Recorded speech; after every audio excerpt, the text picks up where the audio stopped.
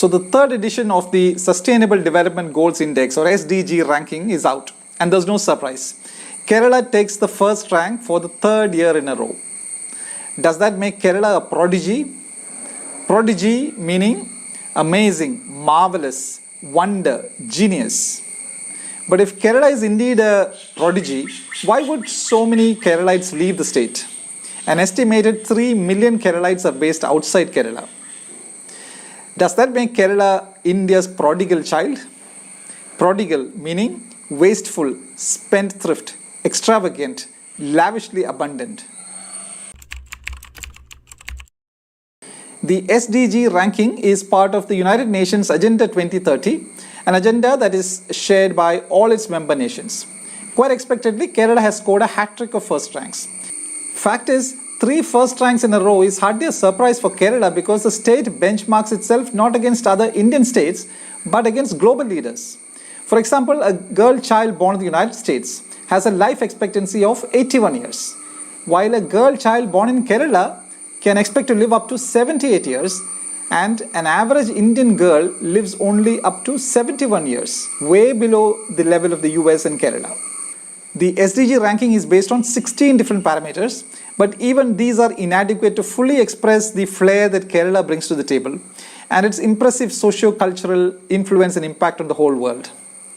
It's difficult to put a finger on the concept and idea of what Kerala is, but I'll try to put them into 4 different categories. 1. Agility. Kerala is quickly able to notice the latest global trends and quickly adopt them. For example, Bollywood may rule Indian cinema, but the first 3D movie in India was a Malayalam production, My Dear Kutti Chatan. Similarly, Bengaluru may be India's Silicon Valley or Tech Hali as it's being called now, but the first IT park in India came up in Thiruvananthapuram in what was once a cashew nut grove. Last year, when India needed an alternative to Zoom for virtual meetings, it was Joy Sebastian from Pathirapalli village near Alappuzha and his TechGensia company that came up with its vConsole product, which won 10 million rupees from the Federal IT Ministry. And this week, when Clubhouse began trending, Keralites were flocking to it, characteristically. Why do Keralites do that? Because they thirst for global information. For them, information is their very life breath. So Keralites get nightmares over the federal government's plans to shut down a Twitter or a Facebook or a WhatsApp. 2. Creativity. If information is Kerala's life breath, creativity is its lifeblood. Which other Indian state would probably conceive bringing the Biennale to India? And in which other state can one get 500,000 plus people appreciating all the artworks and installations at the Biennale? Kerala's branding of its tourism sector under the God's own country tag is another tribute to its creativity. Kerala does not have a Taj Mahal or the Himalayas or grandiose palaces and major forts, but it is able to attract more than 1.1 million international tourists every year merely by weaving stories around its humble paddy fields, rice boats and fishing nets. This week you heard of Delhi Chief Minister Arvind Kejriwal demanding home delivery of ration. If you thought what a wonderful idea, you are not a Keralite. Kerala has been making online deliveries of chapatis and curry and other food made by prisoners at the Thiruvananthapuram and Viyur jails online using Swiggy and Uber. 3. A global presence and influence. Keralites are not just present everywhere in the world, they also make their influence felt. In one of my recent videos, I had mentioned 3 women from Kerala who had made global headlines. A road in Rome was named after Sister Teresa Vettet, a nun from Kerala.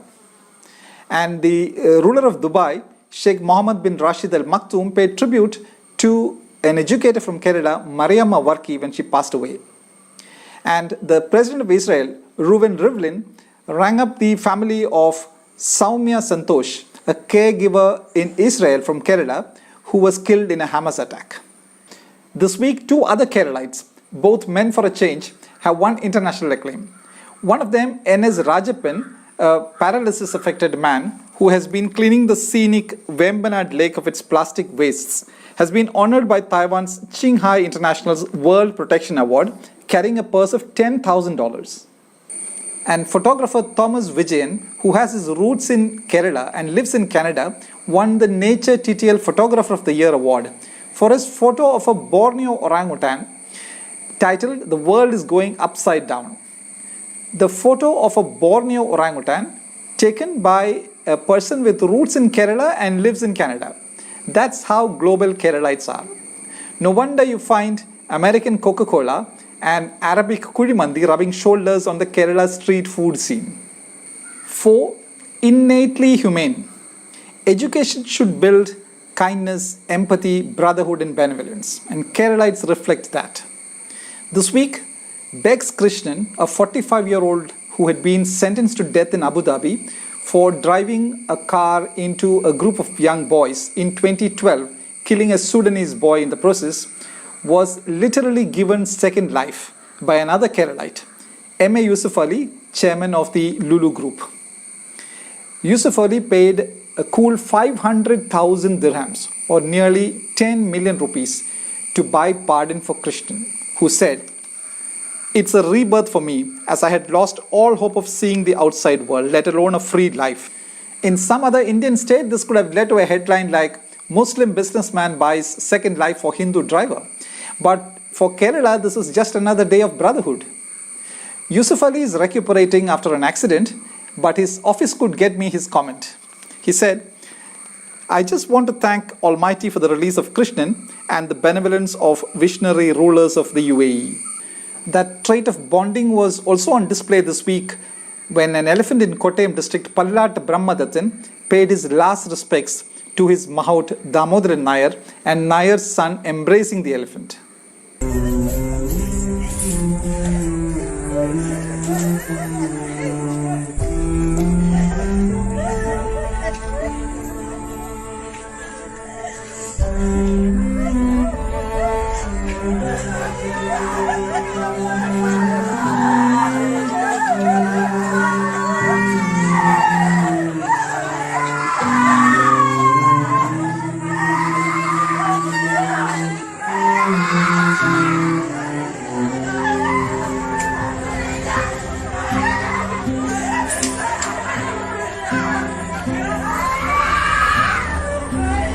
To return to that question, if Kerala is such a prodigy, why do so many Keralites leave the state?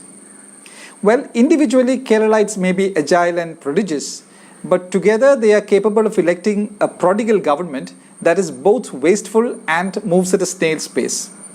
For example, the Alappuzha bypass, which was opened recently, took 45 years from conception to realization. No wonder Kerala ranks a lowly 28th on the Ease of Doing Business Index. And naturally, a lot of prodigies from Kerala leave the state. Everyone may not be able to appreciate the complexities of the SDG ranking, which is based on 16 different parameters.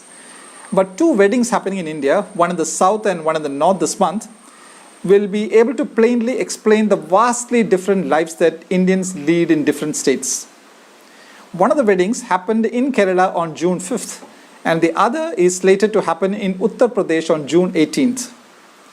In the Kerala wedding, the groom, Dennis Joseph, flew in from the United States, and he had to move the High Court to ensure that his wedding registration was done on time so he could get married and catch a flight the same evening back to the US before his visa expired. In the UP wedding, the bridegroom Alak Ram, a Dalit from the Madhavganj village, plans to ride a horse for his Bharat or wedding procession, something that no Dalit has ever been permitted to do by upper castes. So Ram has sought police protection and it has been approved. If everything goes well on June 18, history will be written in Madhavganj village, and the groom, a Dalit groom, will go riding a horse. To a Keralite, this would seem like some news from a different century, a different era. Forget the SDG ranking. This is how vastly different the lives of Indians are across different states. The nursing superintendent of the GB Pant Hospital in Delhi, who banned nurses from Kerala from speaking in Malayalam at work, is probably ignorant of the rise and rise of Keralites and their influence around the globe, and perhaps even of the fact that a whopping 60% of nurses at the hospital are from Kerala. Ideally, the nursing superintendent should be sent to Kerala on a 6-month probation to pick up some social skills. This video is dedicated to Ayurveda's living legend Dr. P.K. Warrior of the Arya Vaidyashala Kottakkal, who celebrates his 100th birthday today, June 8. I told you Keralites have a high life expectancy. Thank you.